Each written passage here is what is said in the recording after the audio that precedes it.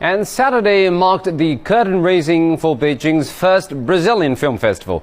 The 4-day event is being held at the Institute of Cervantes and is run by a group of Brazilian expats living in the Chinese capital. Our reporter Ji Yi gives us a glimpse of Brazil's film industry. The 1970s are the golden days of Brazilian films, when there were more than 3,000 theaters around the country. In the 1990s, the Brazilian government began to promote the film industry throughout a series of policies. The number of productions increased from a few films a year to 2,000.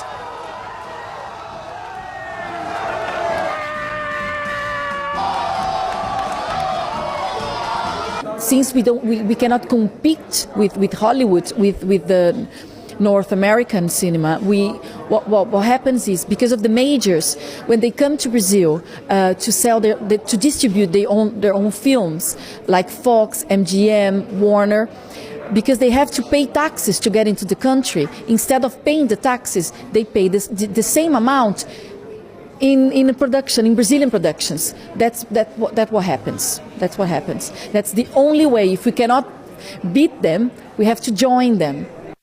Another of the challenges facing Brazil's film industry is how to fill its own theaters with domestic productions. We're talking a lot about social politics and our policies of transformation to attract more Brazilian public to the movie theatres. It's a phenomenon, and just like other countries, our country has a strong influence from the United States.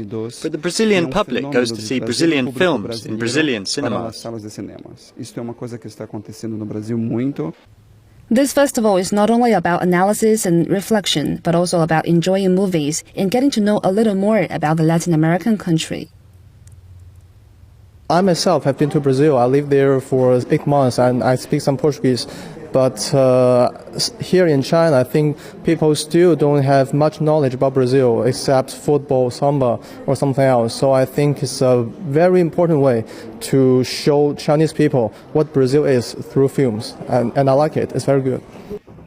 The 6 films in the program show only a small slice of the spectrum of Brazilian contemporary cinema, through which we can discover more about the real Brazil. And in the future, there are far more good movies to come. CCTV, Beijing.